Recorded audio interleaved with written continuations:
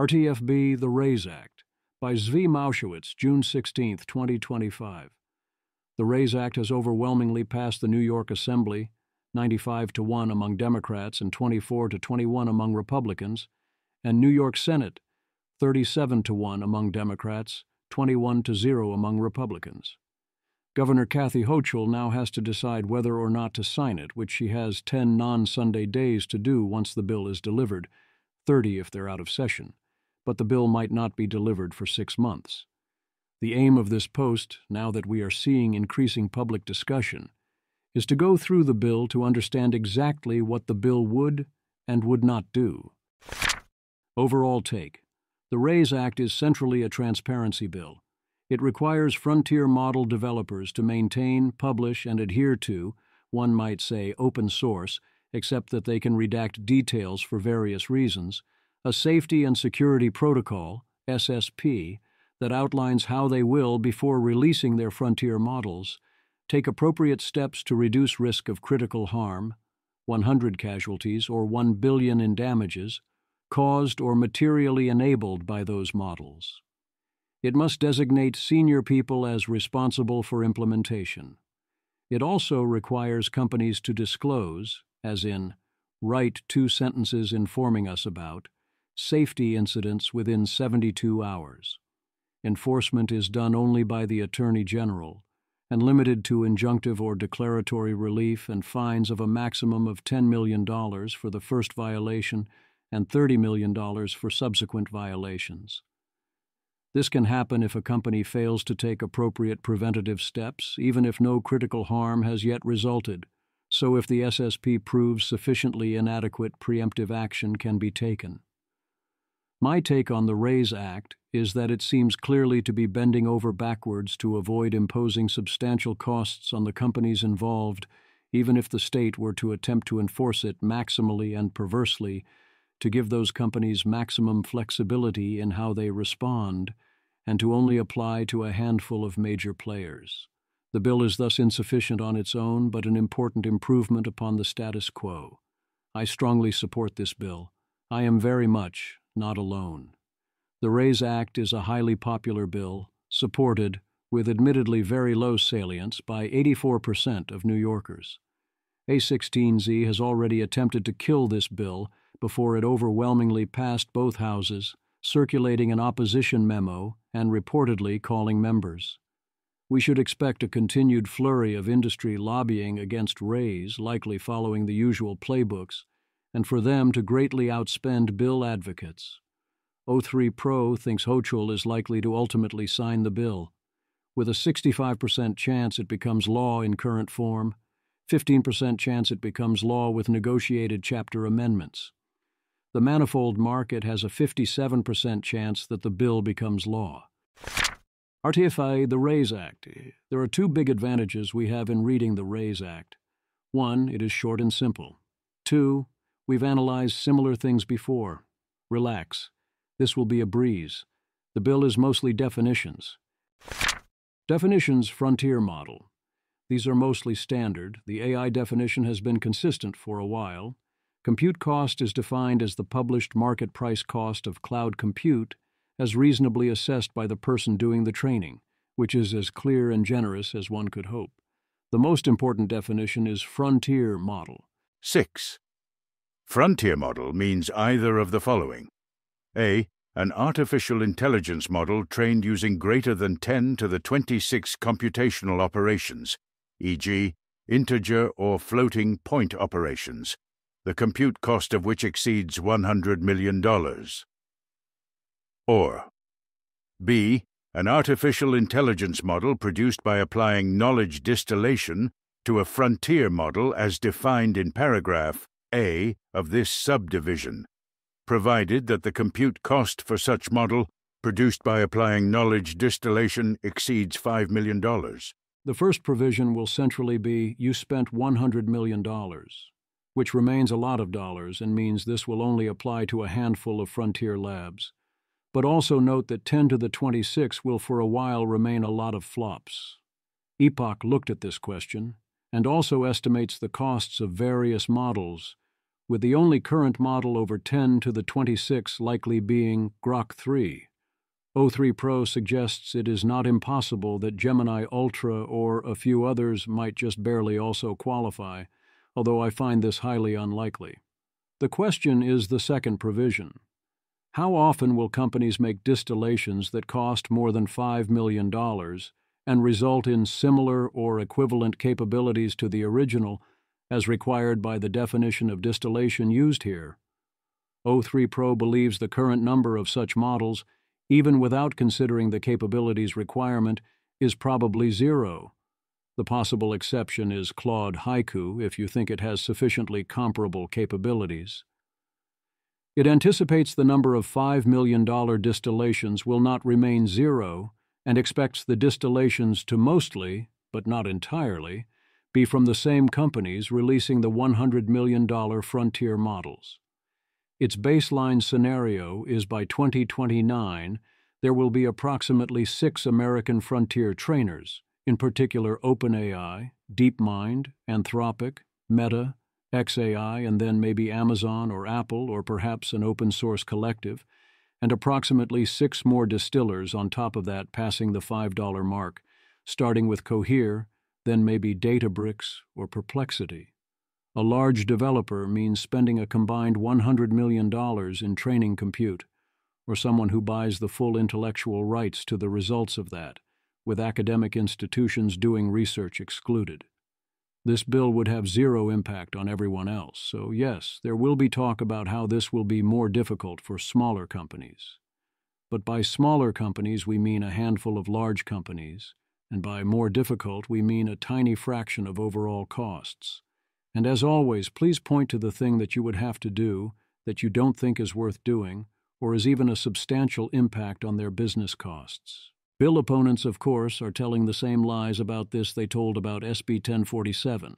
Brianna January of the Chamber of Progress calls this an eviction notice for New York's 9,000 AI startups, saying it would send AI innovators packing, when exactly 0 of these 9,000 startups would have to lift a single finger in response to this bill.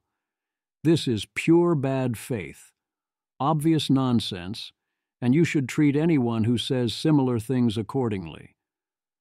The other obvious nonsense claim here is that the bill was rushed and lacked a public hearing. The bill very much followed normal procedures and had debate on the floor. The bill was in the public pipeline for months, and bills in New York do not otherwise get public hearings. That's a non sequitur. Definitions: critical harm.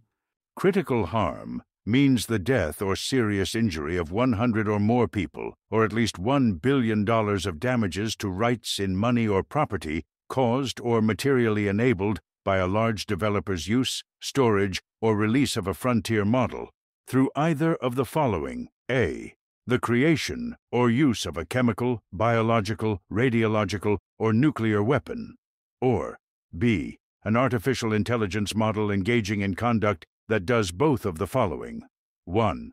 Acts with no meaningful human intervention, and 2. Would, if committed by a human, constitute a crime specified in the penal law that requires intent, recklessness, or gross negligence, or the solicitation or aiding and abetting of such a crime. A harm inflicted by an intervening human actor shall not be deemed to result from a developer's activities unless such activities were a substantial factor in bringing about the harm, the intervening human actor's conduct was reasonably foreseeable as a probable consequence of the developer's activities, and could have been reasonably prevented or mitigated through alternative design or security measures or safety protocols. We have caused or materially enabled and also substantial factor, and harm that mitigations could have reasonably prevented, and either 100 serious injuries or $1 billion in damage as the thresholds, and either the act has to be autonomous, be a CBRN risk, or constitute a crime in the penal law. That seems like a robust way of saying if you trigger this provision, you screwed up. Definition: safety incident. They have to be reported, so what exactly are they? Safety incident means a known incidence of critical harm. or an incident of the following kinds that occurs in such a way that it provides demonstrable evidence of an increased risk of critical harm. 1. A frontier model autonomously engaging in behavior other than at the request of a user. 2. Theft, misappropriation, malicious use, inadvertent release, unauthorized access, or escape of the model weights of a frontier model. 3.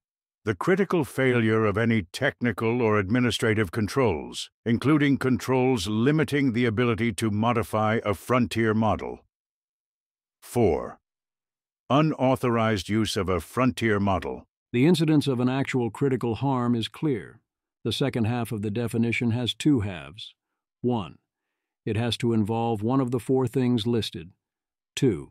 It has to provide demonstrable evidence of an increased risk of critical harm, as in, something in your safety protocols goes wrong in a way that makes you more worried about risk. That seems like the kind of thing you should report. I will be very happy to see these systematically written down, and even happier to have them disclosed. You have to report safety incidents the way we report cybersecurity breaches, as in, within 72 hours of any safety incidents, you have to notify the Attorney General and DHSES. This is the common standard used for cybersecurity breaches. You have to include 1. The date of the incident. 2. Why it qualifies as a safety incident. 3. A short and plain statement describing the safety incident. Does this, as some have suggested, constitute such a burden that it interferes with the ability to respond to the incident? That seems difficult to believe. For example, you could write, on Tuesday, June 17, 2025, someone gained unauthorized access to our frontier model. This makes us more worried about future unauthorized access. That's it. I have no sympathy for the claim that asking for that style of statement within 3 days is a distracting or undue burden that outweighs our right to know, or its costs exceed benefits. In many cases, waiting longer could have serious repercussions. Definition: Safety and Security Protocol, SSP. What are we actually asking companies to produce exactly? A documentation and description of technical and organizational protocols that, if fully implemented, would 1. Appropriately reduce the risk of critical harm. 2. Appropriately reduce the risk of unauthorized access to or misuse of the model weights leading to critical harm. 3. Describe a detailed test procedure to evaluate potential misuse or loss of control or combination with other software to potentially cause critical harm. 4. Enable compliance with this article. 5. Designate senior personnel to be responsible for ensuring compliance. This requires detailed test procedures to be described in advance, which seems like a very good idea, and does not preclude additional tests. The rest seems so basic that it seems laughable to object to being told to do any of it. You have to have and implement an SSP. Before deploying, meaning externally, as in giving a third-party access to a frontier model, the developer must write and implement an SSP, retain an up-to-date copy of that SSP, conspicuously publish a redacted copy of the SSP, give the Attorney General and DHSES access upon request to the full SSP, and retain copies of all your test results sufficient to allow third-party replication.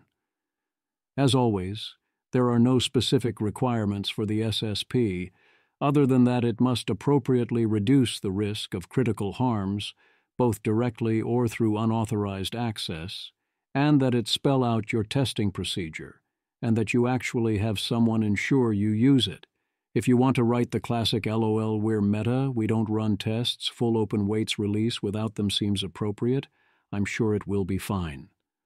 You can do that, although you might not like what happens when people notice you did that, or when the risks materialize, or potentially the AG notices you're not taking the appropriate actions and sues you. You need to conduct an annual review of the SSP to adjust for increased model capabilities and make and publish any appropriate adjustments. Seems wise. You have to not release models that would create an unreasonable risk of critical harm. I for one think that if your model would create an unreasonable risk of critical harm, then that means you shouldn't release it.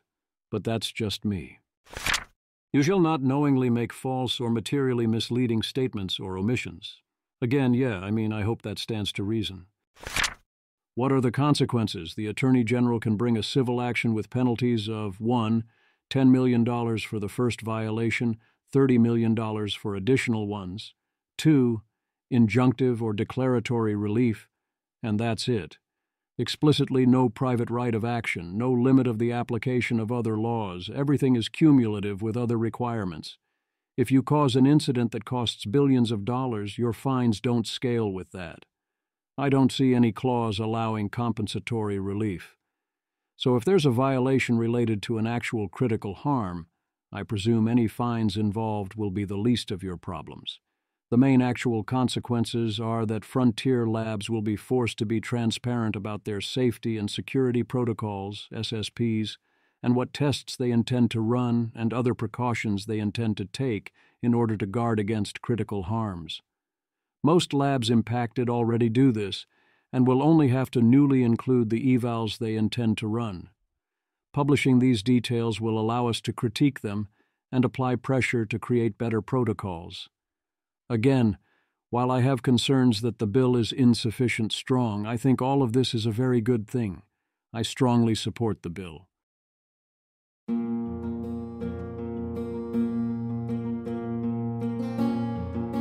This has been an episode of the Don't Worry About the Vase podcast. If you enjoyed this podcast, please visit thezv.substack.com to support the author. If you enjoy having AI-narrated episodes, please note this is a listener-supported podcast. To receive new posts and support the cost of creation, consider becoming a subscriber at dwatvpodcast.substack.com. Thanks for listening.